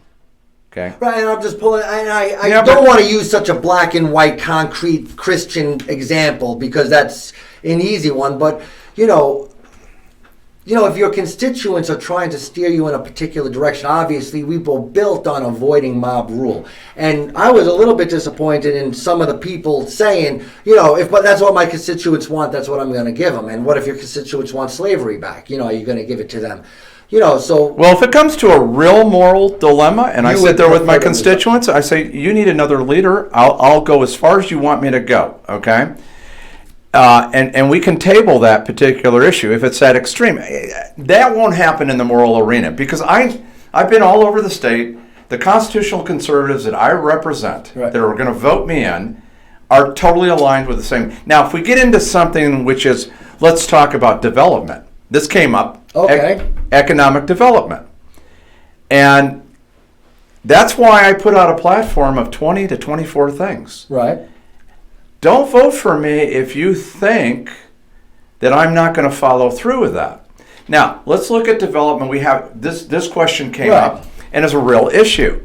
I sat there, and I was the only one on the panel that says, I don't believe we should have further development at this point in time. Until we can take care of ourselves as we are. Exactly. Let's take care of the Nevadans in this state right now. Okay. Let's solve the issues with the Nevadans. Let's optimize small business in Nevada today. Let's optimize our mining. Let's optimize our agriculture. Okay. But all right, so this is not slavery. This is not abortion. this is economic development. And we want to build a ski resort on Lone Mountain, right? And you believe, hey, wait, let's, make sure we're good. I don't believe that we need a ski resort on Lone Mountain right now. And then 70% of Vegas says, no, we want a ski resort on Lone Mountain. So if it wasn't a moral question, would you be more susceptible to listening to your constituents? I'm voted by the voters to represent them. I work for them. They don't work for me. If they're telling me 70% of the people want the mountain, okay, and that is what they want for their tax dollars. So we get off in tax dollars. Government always talks about these dollars that are taxed. No, those are citizens' monies. Right. Citizens' monies, hard-worked money that is given to government to do what the public needs and wants. Two different words. Right. Okay? Needs, we must take care of. Wants, okay, that's your taxpayer money. 70% of you want to build this silly mountain, we'll build the silly mountain. Right. Okay. So, but if those same 70% of people wanted to bring back slavery? Well, now we're into a moral, no, because I'm going to tell you what, I wouldn't take this job if I knew that people were going to go wanting slavery. I know that.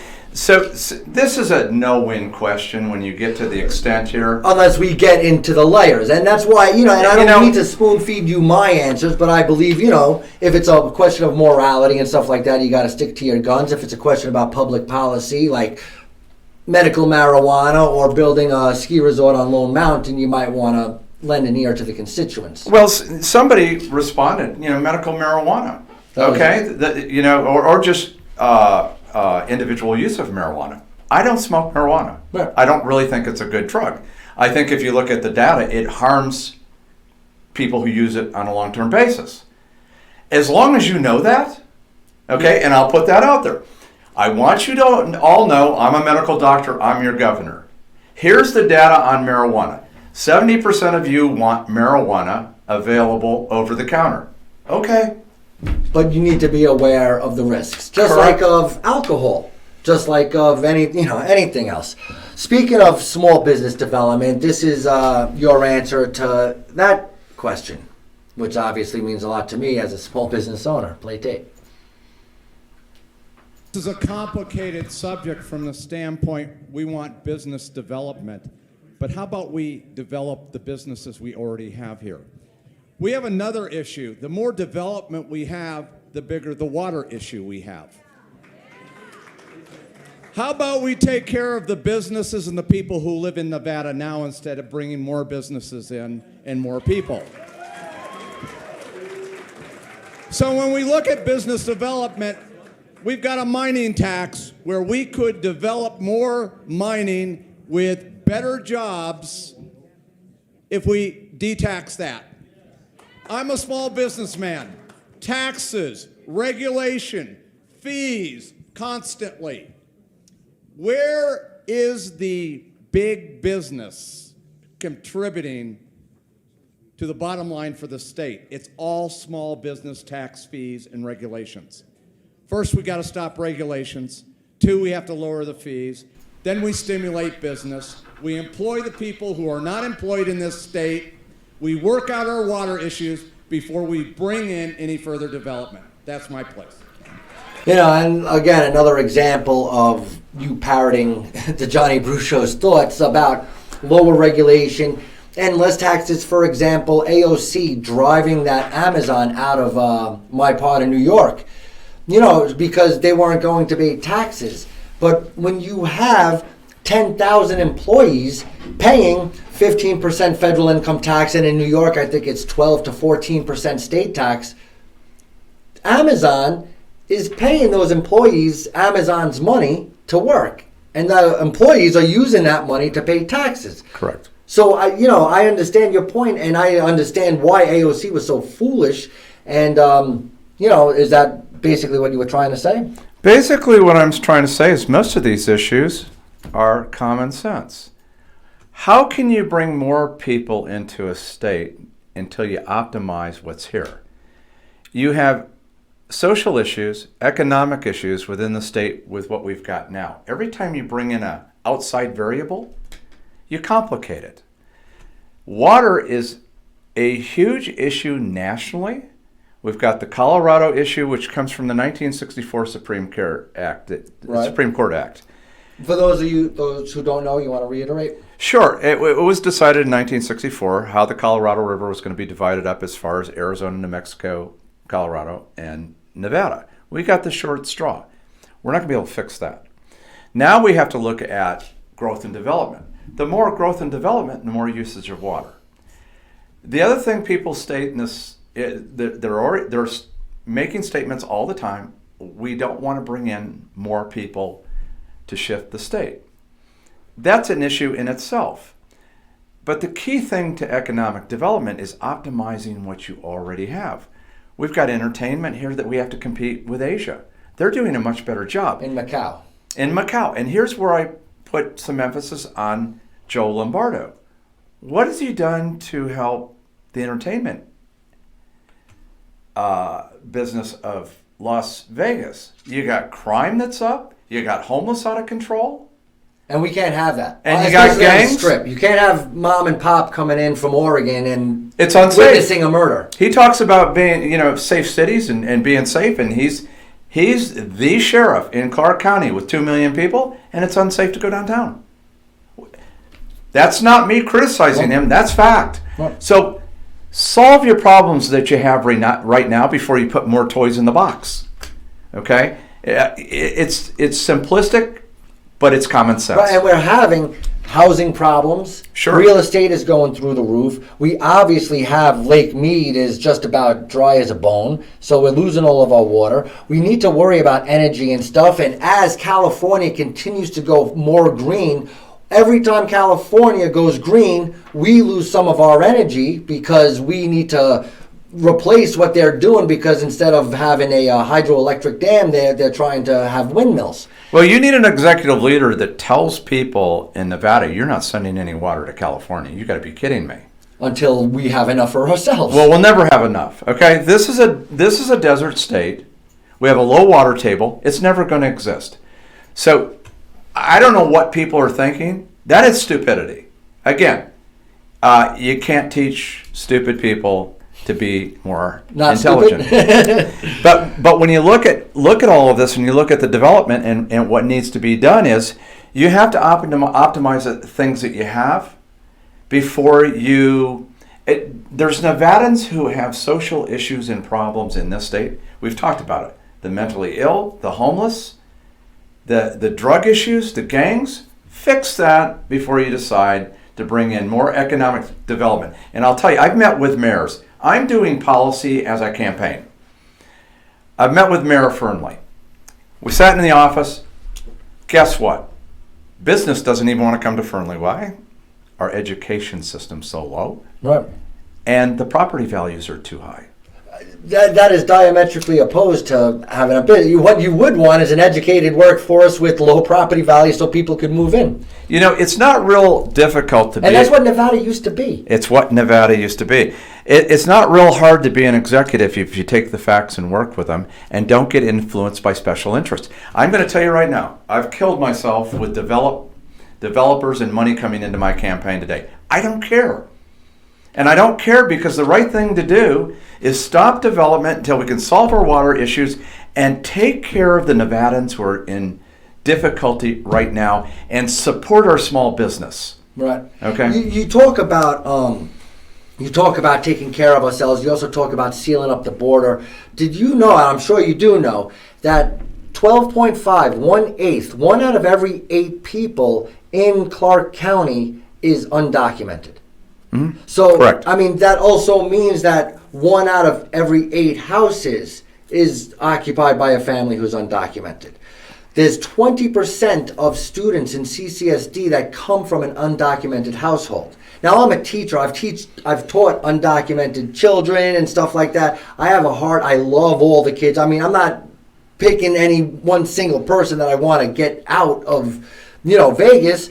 But as a whole, as a policy, if we were to free up 12.5% of our housing, prices would drop and the water table would go up. If we were able to, only have American citizens in CCSD, the class sizes would go down 20%. Instead of having 40 kids in a class, you'd have 32, which would make an incredible difference. How, wouldn't that also be a way to solve the take care of ourselves problem first? But how would you do that on a humanitarian basis? Have the Democrats made the problem so big that it's unsolvable? It's not just the Democrats. It's the Republicans. Me too. Like I just said, I have a heart for the people. Whether you're undocumented or you're homeless, they're presenting problems in our culture. But at the same time, how can you look somebody in the eye and say, go back to where you came from? We've had this issue for 30 to 40 years.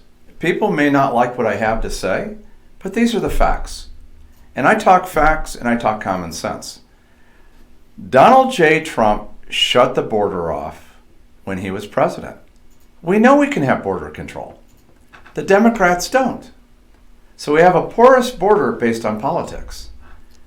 The politicians in this country do not want to solve this problem.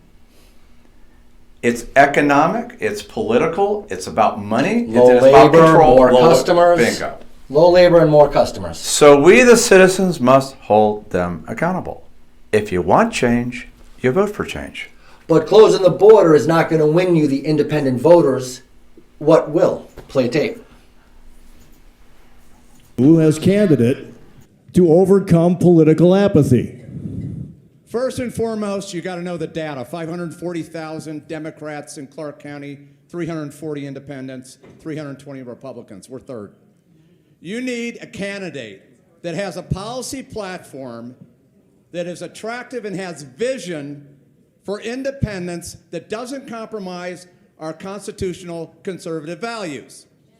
You have to go out and sell that policy platform and let people know that you are the candidate who will make their lives better, not because it's an affiliation with a party or not. Your policy platform fits their needs. If you look at the Simon policy platform, which has been out there since June, transparent, it meets the medal. And so when we look at going to getting the independents, we have to look at what they need, but we never compromise our constitutional conservative values. Again, this is why you're here so fast. I mean, everything you say, I really, really can appreciate. But one of my concerns is, for example, is I believe the favorites, with all due respect, in right now would be somebody like, say, Michele Fiore or Joey Gilbert.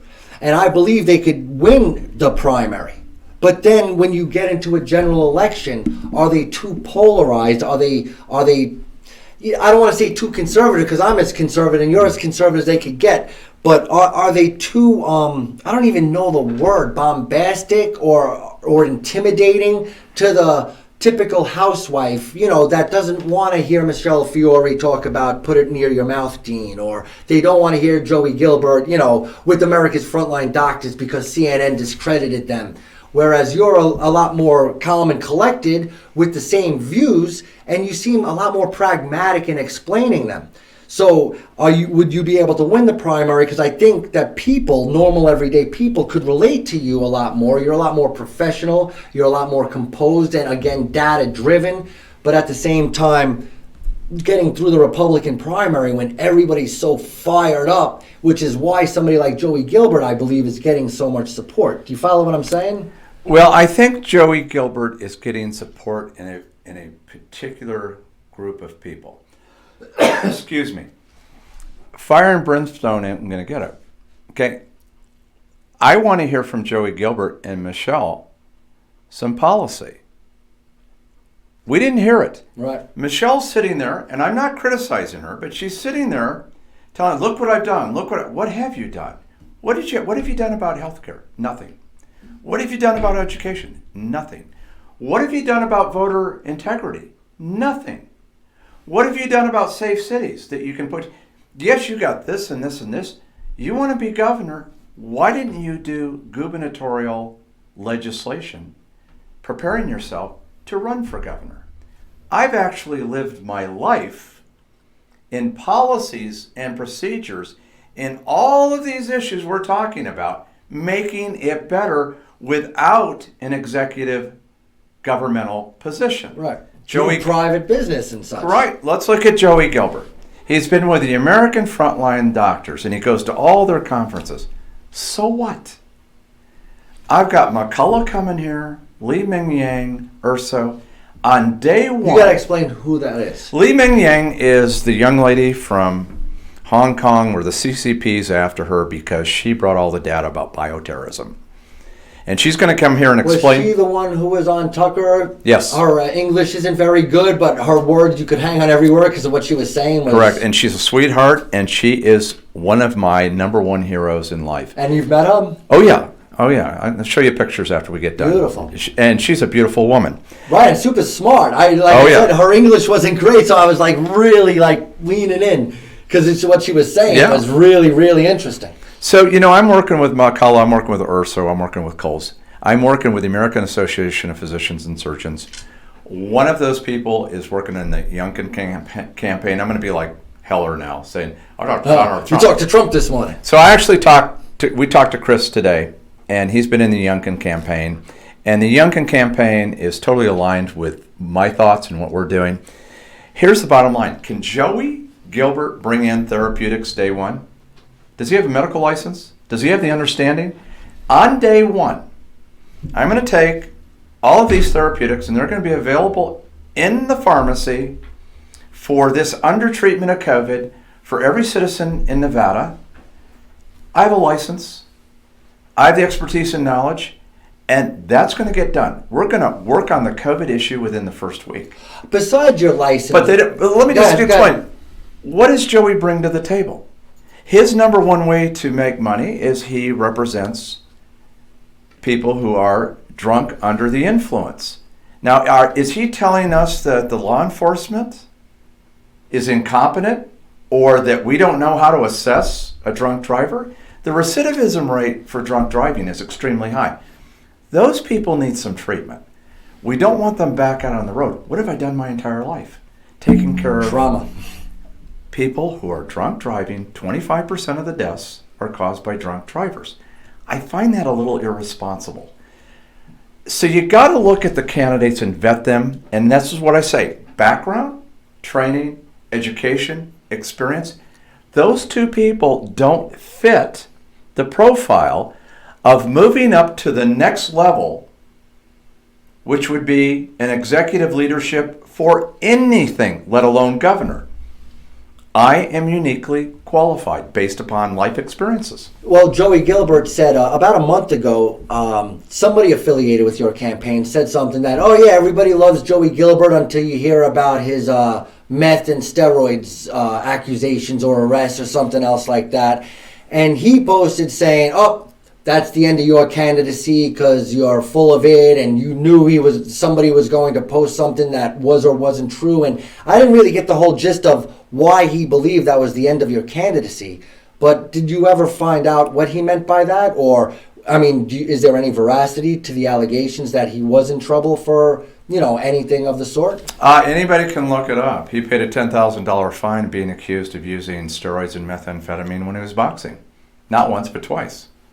And then why did he say that somebody who may be affiliated with you pointing that out leads to the demise of your candidacy? I have no idea. I would think it would lead to the demise of partially of his candidacy. Just think about this. If you're a boxer, you're cheating, okay?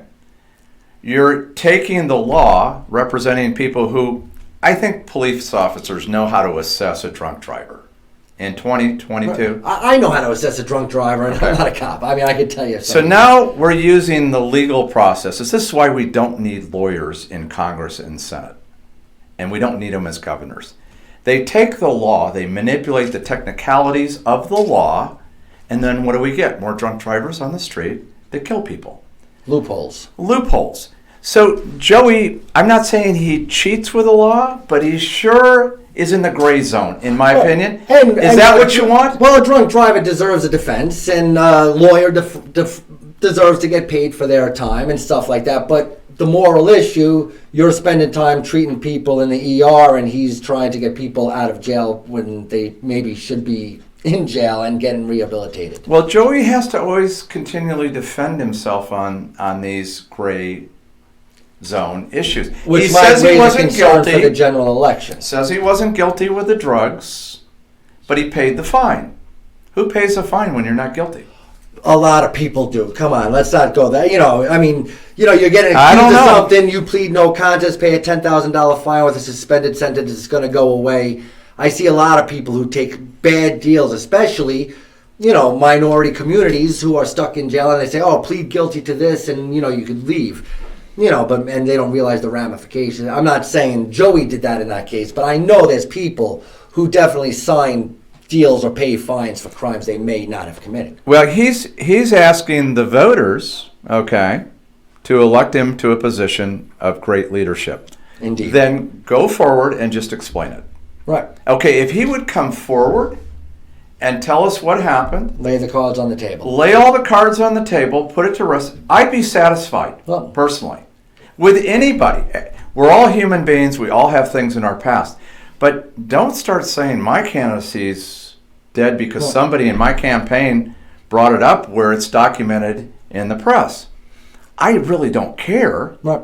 Okay, I'm not the person that has to vet Joey. It's everybody out there. But just And end of it. course, we're hoping, Joey Gilbert will be sitting here, I believe, in February, but I'm not really sure. And Sure, ask him the question. I will 100% ask him. Of I course. have no acrimony or animosity towards Joey Gilbert. I don't even know him. Right. So Yeah, I like his passion. I like what he says, but of course, when you bring up policy or ethics and stuff like that, that's for the voters to decide. And Sure it is, We're absolutely. here to just get the information out and give you a platform to speak. And as far as closing arguments, this is what you had to say. Play tape.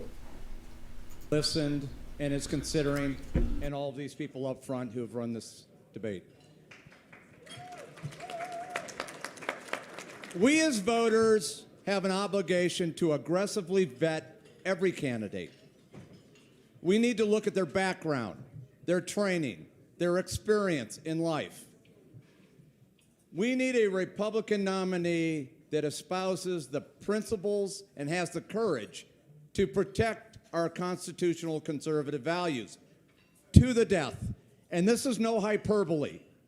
The Republican nominee needs to know what the evil is before them, because there's a lot of evil before us and the future of our children and grandchildren, and that's why we all are here. We need independence. We need a policy platform that attracts and has a vision for independence without compromising our constitutional conservative values. I am a constitutional conservative candidate, faith-based. I have a background, I have training, education, and I have a broad area of life experiences. And I am uniquely qualified to be governor of this state. And I am also a medical doctor, COVID expert, which is the Achilles heel of the Democrats and the Sisolak administration. I'm asking for your vote. I'm also asking for your commitment to a constitutional platform, and I'm also asking for your expertise as we move forward, because no one human walks alone. We are a team under God. Thank you. There you go. Who the hell is this guy, man? Saying all the right things. You look good. And again, with the constitutional conservatism and the way you lay it out, you talk about policy. I mean, literally in 48 hours, you've got my attention. 100%. And I think Well, you thank had you. a I appreciate it. spectacular showing on that. Is there anything else? You want to give your pitch to the voters? You get 2 minutes before I give my synopsis of the entire debate. Well, I think my summary and my synopsis of the debate and what they just saw is really who I am. I am who I am. You heard my history. I come from great parents. I've got a great sister. I've got great role models in my life. And I've just followed through with this, and that's who I've been for my entire life. And yeah, people can go out and find that. I don't have a lot of baggage. Some of the candidates have so much baggage they can't get on an airline anymore. So I'm not one of those. And I really think the essence is, I respect the voters. But I also think the voters really, at this point in time, we're at a critical period of time in our state. And though I know many people have an emotional connection to a candidate, but this really is about executive leadership.